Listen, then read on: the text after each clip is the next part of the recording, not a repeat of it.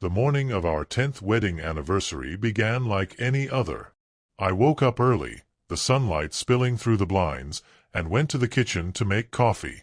That's when I noticed her purse sitting unusually close to the counter, almost as if it had been placed there deliberately.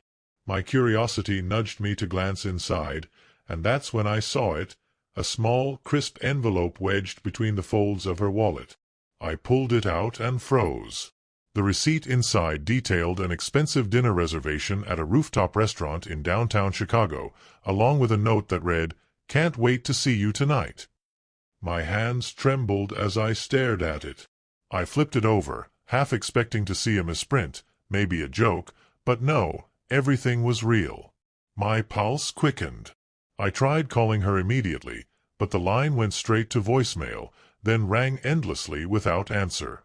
Anxiety gnawed at me, a premonition I couldn't shake. She was supposed to be home all day, yet this receipt suggested otherwise. Hours passed in agonizing tension. I went about my morning, pretending to sip coffee and check emails, but my mind was spinning. What could this mean? Had she arranged a surprise anniversary dinner for me and forgotten to tell me? That possibility seemed too kind, too perfect. But then doubt crept in like a shadow. I tried to calm myself, reasoning that maybe it was for a colleague or some old friend, yet my stomach twisted with the feeling that something was terribly wrong. Every minute that ticked by felt heavier than the last. By late afternoon, I decided I couldn't wait for explanations. I needed to see for myself. Driving through the streets of Chicago, I rehearsed how I would act. Would I confront her immediately or wait, watch, and gather evidence first? My instincts told me that if I lost control, I could make a scene, say something I might regret.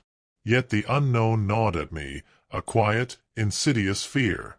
I parked a block away from the restaurant and lingered in the shadows, my heart hammering against my ribs.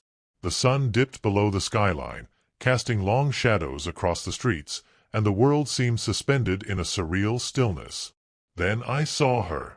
She stepped onto the rooftop, her dress shimmering under the city lights, laughter spilling from her lips like music. And there he was, the man she was with, a stranger, yet somehow familiar. A flash of recognition hit me. I remembered him from an old high school photograph tucked in a memory book I had seen years ago. My knees went weak. My chest tightened as I realized I had imagined it 1,000 times, hoped it wouldn't be true, yet here it was. She looked at him with a warmth I had reserved for myself, a tenderness I thought was ours alone. Every smile, every brush of her hand against his, cut me deeper than I could have imagined. I pressed myself against the wall, careful not to be seen, my mind a chaotic swirl of disbelief and betrayal. Memories of our life together, the mornings we shared coffee, the nights we whispered secrets, the plans we had made for this very anniversary, tumbled through me, broken fragments that now felt meaningless. I wanted to shout, to storm in and demand answers, but fear held me still. Instead, I pulled out my phone, hiding behind a pillar, and began recording. Every word, every laugh, every subtle touch went straight into my memory, irrefutable proof of what my heart refused to believe. Time stretched endlessly. They ordered champagne, toasting quietly, their heads bent close, speaking in low voices I couldn't hear but somehow understood.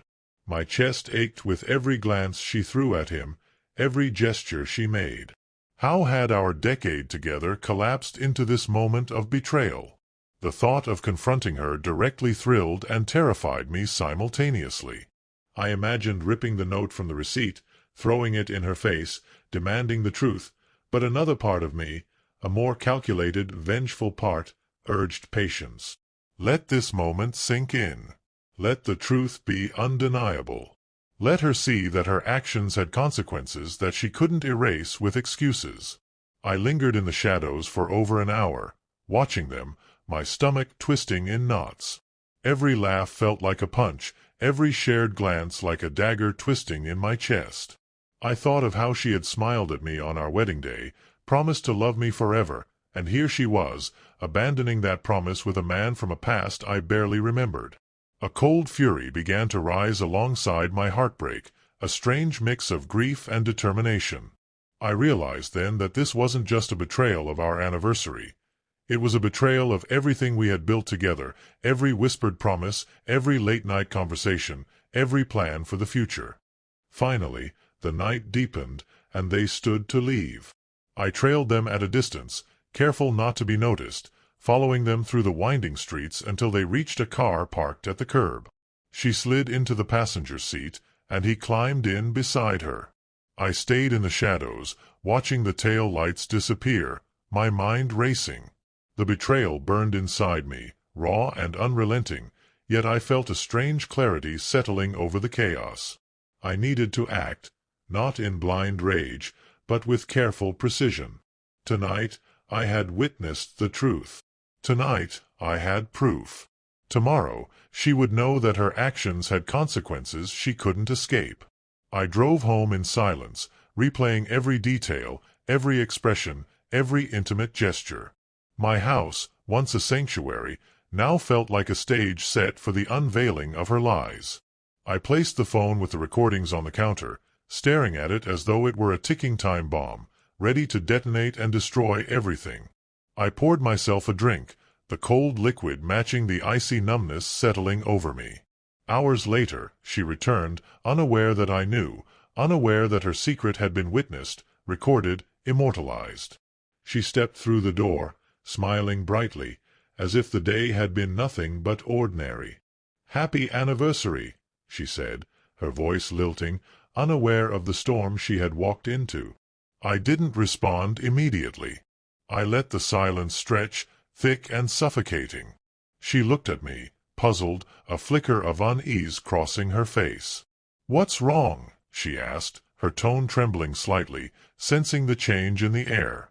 I handed her the phone. Her eyes widened as she saw the screen, recognized the footage, and the man she had shared laughter with. Time froze as she realized the truth. The betrayal she had hidden for months, maybe years, was now laid bare. She opened her mouth, words failing her, her hands trembling. I felt nothing but a hollow ache, a heartache so deep that even the anger couldn't pierce it. "Why?" I whispered, my voice barely audible, carrying the weight of 10 years of love, trust, and shared life. She looked down, ashamed, unable to meet my eyes. I didn't wait for excuses or apologies. I turned away, my mind already making decisions that would shape the rest of my life. The city lights outside the window cast long shadows across the floor, mirroring the darkness that had settled in my heart. By the time she tried to reach for me, I was gone, walking out the door into the cold night, leaving behind a life that had once been beautiful but now existed only as a memory of betrayal. I didn't know what the future held, but I knew that the past, the lies, the stolen smiles, the intimate laughter, would haunt her forever as it now haunted me.